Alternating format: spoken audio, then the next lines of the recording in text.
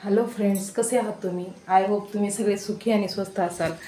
मी दीपाली तुमचं मनापासून स्वागत करते माझ्या नवीन यूट्यूब चॅनेलवर, ज्याचं नाव आहे @दीपाली रणदिवे. सो फ्रेंड्स, आता झालेले आहेत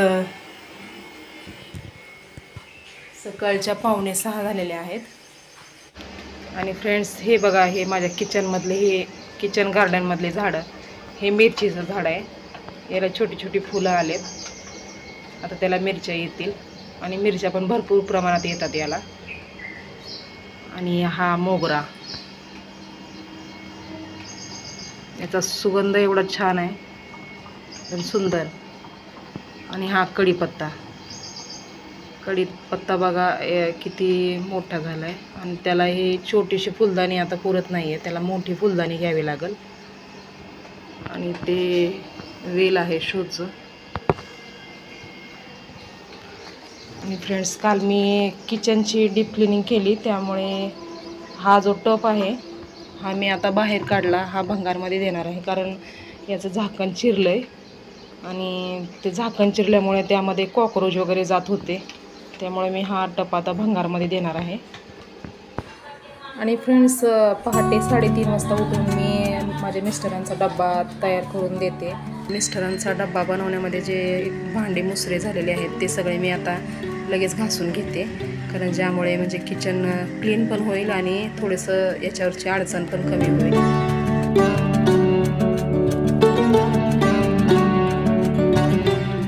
आणि लगेचच मी ते मुलांच्या आंघोळीसाठी पाणी गरम करायला ठेवणार आहे, कारण त्यांना उठवेपर्यंत आणि त्यांचा ब्रश होईपर्यंत तोपर्यंत पाणी गरम होईल.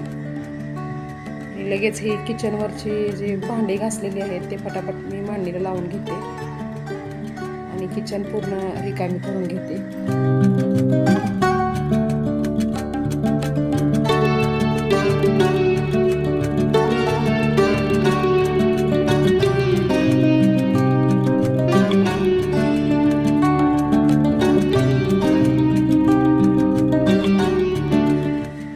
आणि आता पावसाळ्याचे दिवस असल्या कारणाने म्हणजे थोडंफार जरी कुठं मुसरं असेल किंवा मुसरे भांडे असतील तर लगेच माशा वगैरे येतात आणि त्यामुळे खूप घाण वाटतं. म्हणून मी थोडेसे जरी भांडे असतील तर लगेच मी घासून घेते. आणि आता इथं माझं किचन पूर्णपणे साफ झालेलं आहे. मी आता मुलांच्या नाश्त्याची तयारी करणार आहे. आणि मुलांनी नाश्त्यामध्ये म्हणजे पोहे बनवायला सांगितलेले आहेत. आणि माझी मुलं हिरव्या मिरच्या टाकून केलेली पोहे खात नाहीत, तर त्यांना त्यांच्या आजीने एकदा लाल तिखट टाकून पोहे बनवून दिले होते. आणि तेव्हापासून माझी मुलं सतत त्यांना म्हणजे हिरव्या मिरच्या न टाकता लाल तिखट टाकूनच पोहे बनवावे लागतात. कधीही पोहे केले तर आमच्या दोघांसाठी हिरव्या मिरच्या टाकूनच आम्ही पोहे करतो आणि माझ्या दोन्ही मुलांसाठी ते लाल तिखट टाकून पोहे करते.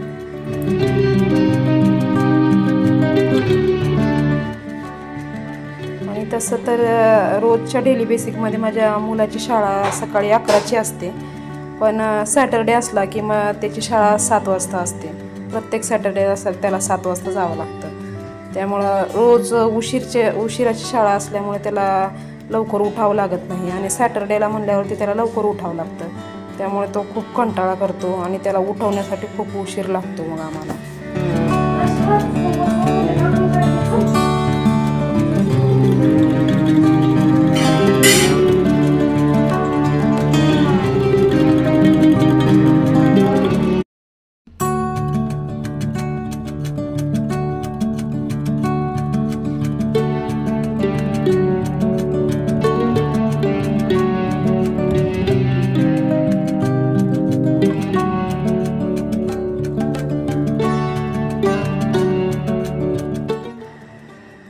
आणि इथे आता पोहे लगेच नीट करून धुवून घेते. आणि हा कढीपत्ता जो आहे तो किचन गार्डनमधला घेतलेला कढीपत्ता आहे, कारण फ्रीजमध्ये कढीपत्ता जो होता तो थोडाफार सुकलेला होता, त्यामुळे मग मी किचन गार्डनमधलाच हा कढीपत्ता घेतलेला आहे. आणि ते शेंगदाण्याचं कूट मी एकदाच शेंगदाणे थोडेफार भाजून घेते, म्हणजे साधारणतः 1/2 किलो शेंगदाणे भाजून व्यवस्थित वाटून ठेवते एकदमच, कारण प्रत्येक वेळेला ते शेंगदाणे वाटणं हे खूप अवघड जातं. त्यामुळे मी 1/2 किलो शेंगदाणे एकदमच वाटून ठेवते. आणि ते राहतात व्यवस्थित, त्याचं काही म्हणजे खराब वगैरे काही होत नाही.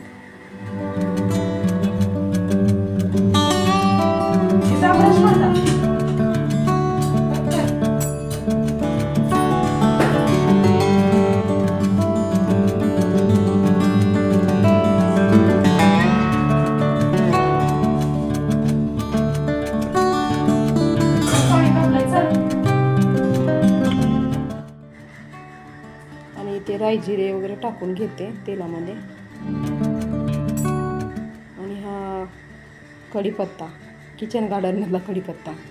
आणि दुकानातून आणलेल्या कढीपत्त्यामध्ये म्हणजे एवढा वास नसतो छान, पण हे गार्डनमधला कढीपत्ता जो आहे हा फ्रेश असतो, त्यामुळे याला खूप छान असा वास येतो. आणि ते तेलात मी कांदा वगैरे तळून घेतलेला आहे, त्यामध्ये थोडंफार मीठ टाकून घेते, कारण मीठ टाकल्यामुळे कांदा लवकर जरा मऊ होतो.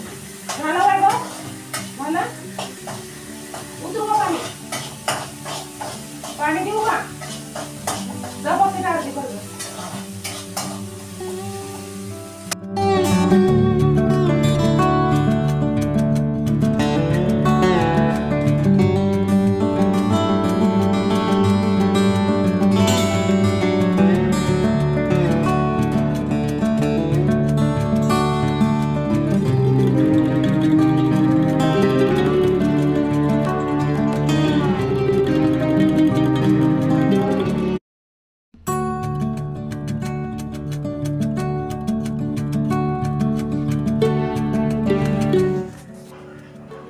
आणि तसं तर पाणी पिताना कधी हे बसूनच प्यावं लागतं पाणी, कारण उभं राहून पाणी पिल्यानंतर म्हणजे उतारवयाला गुडघेदुखीचा त्रास होत असतो, त्यामुळे पाणी कधीही बसूनच प्यायचं असतं. पण सकाळच्या घाई गडबडीमध्ये एवढं लक्षात राहत नाही.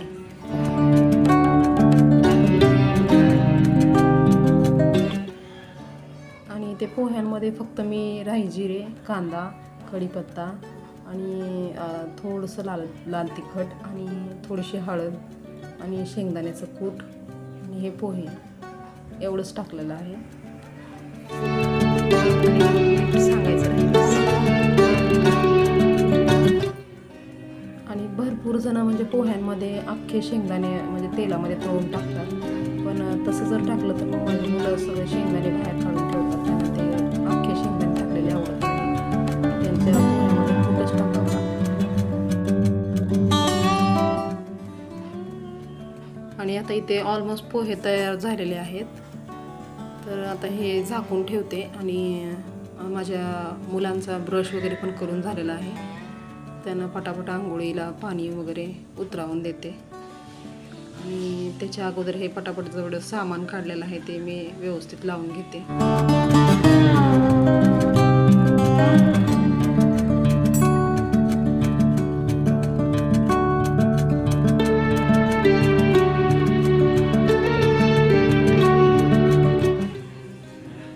आणि आता इथे मुलांना आंघोळीला पाणी वगैरे उतरवून दिलंय आणि त्याच्या पुढची तयारी ते करतात स्वतः. आता इथे थोडंसं चहा ठेवते मी, कारण चहा पिल्याशिवाय मात्र फ्रेश वाटत नाही. दिवसभरातून मात्र 3-4 वेळा माझा चहा होतो. आता ऑलरेडी एकदा मिस्टरांसोबत चहा पिलेला आहे मी, तरी पण आता थोडासा ठेवते चहा.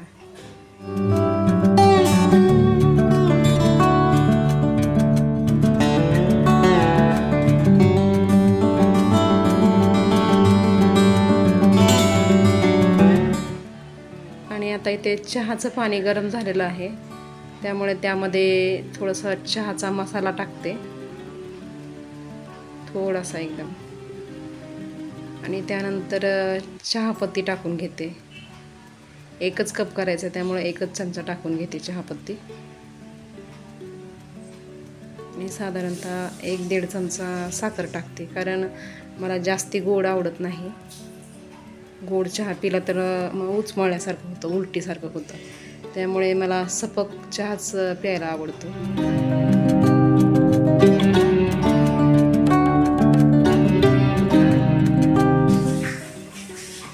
आणि आता पावसाळ्याचे दिवस चालू झाल्यामुळे म्हणजे थोडं पण जर किचनवरती काही मुसरं पडलं तर लगेच माशा घोंगायला चालू होतात, त्यामुळे थोडं पण मुसरं ठेवू देत नाही मी किचनवरती. कारण ते माशा वगैरे आले तर खूप खराब वाटतं.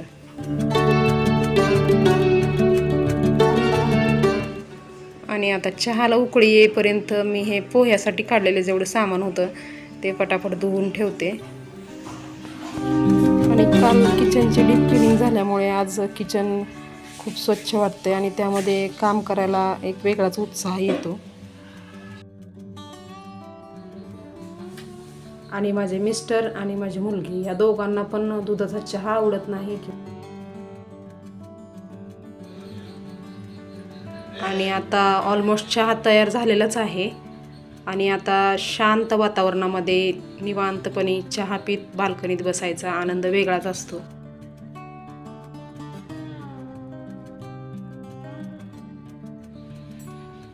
आणि बाल्कनीत बसून चहा प्यायचं एक खूप मजेदार सिक्रेट आहे आमचं आणि ते मी तुम्हाला पुढच्या ब्लॉगमध्ये सांगेन. तोपर्यंत आजचा व्हिडिओ तुम्हाला कसा वाटला हे कमेंट करून सांगा. आवडल्यास लाईक आणि शेअर करा आणि चॅनेलवर नवीन असाल तर चॅनेलला सबस्क्राईब करा. तर लवकरच भेटूया आपण नवीन एका ब्लॉगमध्ये. तोपर्यंत स्वस्थ राहा आणि मस्त राहा.